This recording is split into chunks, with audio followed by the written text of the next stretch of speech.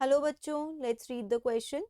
So the question over here says, name the law that states that sum of allelic frequencies in a population remains constant. What are the 5 factors that influence these values? ठीक है, तो ये कौन सा law है?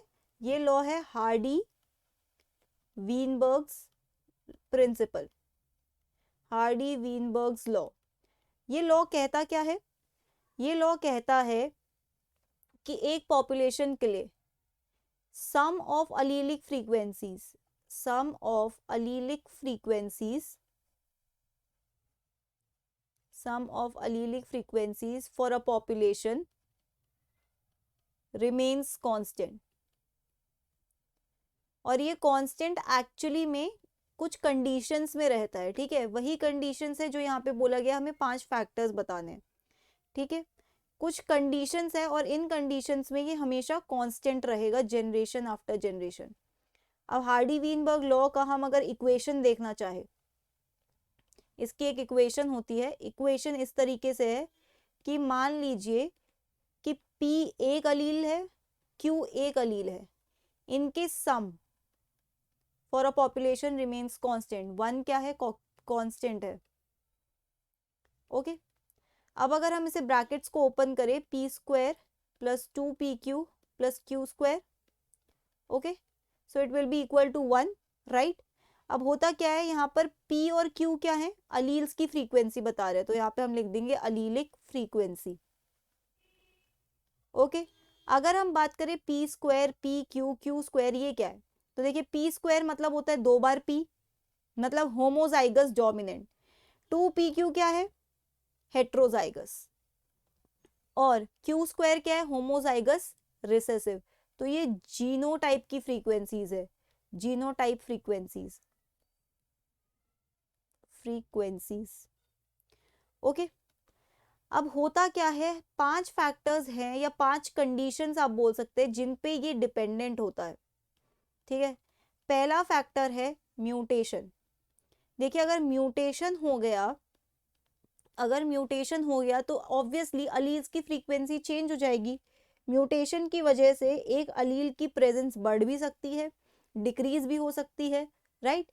तो mutation नहीं होना चाहिए, तब जाके ये फ्रीक्वेंसी कांस्टेंट रहेगी। दूसरा फैक्टर, दूसरा फैक्टर जो यहाँ पे रोल प्ले करता है उसे हम कहते हैं रिकॉम्बिनेशन, ओके। रिकॉम्बिनेशन, रिकॉम्बिनेशन मतलब होता है क्रॉसिंग ओवर। मियोसिस के प्रोसेस में क्या होता है? क्रॉसिंग ओवर होती है, मतलब सेगमेंट्स क्रॉस ओवर करते हैं क्रोमोसोम्स के। उससे भी क्या है, रिकॉम्बिनेशन से भी क्या होगा? रिकॉम्बिनेशन से भी अलील्स की फ्रीक्वेंसी चेंज होगी। ऑब्वियसली जेनेटिक लेवल पे अगर कोई चेंज हो गया तो ऑब्वियसली अलील्स की भी तो फ्रीक्वेंसी चेंज होगी। तो अगर हमें कांस्टेंट रखना है तो रिकॉम्बिनेशन भी नहीं होना चाहिए, ओके। तीसरा फैक्टर, तीसरा फैक्टर होता है genetic drift. Genetic drift, genetic drift में क्या होता है कि एक पर्टिकुलर अलील फिक्स हो जाता है और दूसरा पर्टिकुलर अलील पूरा ही गायब हो जाता है।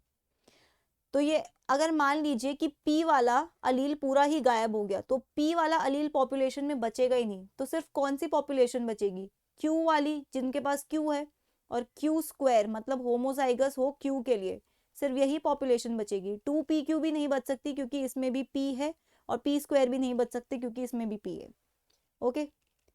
फोर्थ फैक्टर जो इसको अफेक्ट करता है, fourth factor would be your migration. Migration भी नहीं होना चाहिए, क्योंकि अगर माइग्रेशन हो गया तो एक पॉपुलेशन में आने वाली पॉपुलेशन, आने वाले इंडिविजुअल्स जीन पूल को डिस्टर्ब कर देती है। देखिए मान लीजिए ये पॉपुलेशन है अभी, इसका अच्छा खासा कांस्टेंट मेंटेन्ड है जी आपके अलील की फ्रीक्वेंसी। तो होता क्या है, अगर बाहर से आने वाली पॉपुलेशन या इंडिविजुअल्स सारे p² वाले हैं, तो ऑब्वियसली p² वाले मतलब p वाले, जिनके पास p ज्यादा है, तो जब वो इस पॉपुलेशन में आएंगे तो वो p की फ्रीक्वेंसी को बढ़ा देंगे, राइट। तो फ्रीक्वेंसी चेंज हो जाएगी, तो माइग्रेशन भी नहीं होना चाहिए। और फिफ्थ फैक्टर होता है नेचुरल सिलेक्शन। नेचुरल सिलेक्शन भी एक्ट नहीं करना चाहिए। क्यों? क्योंकि अगर नेचुरल सिलेक्शन एक्ट करेगा तो वो नेचुरल सिलेक्शन क्या करेगा? सिर्फ और सिर्फ फिटेस्ट वाले अलील को चुनेगा। मान लीजिए पी वाला अलील फिटनेस बढ़ा रहा है, ठीक है, अगर पी वाला अलील फिटनेस बढ़ा रहा है तो क्यू की वो फ्रीक्वेंसी को डाउन कर देगा और पी को फेवर करेगा, राइट। तो ये भी ऑपरेट नहीं होना चाहिए। तो ये 5 फैक्टर्स है जो इन टोटल अफेक्ट करते हैं किसे, हार्डी-वीनबर्ग लॉ को। Okay, so that's it for the question. I hope you understood it well. Best of luck.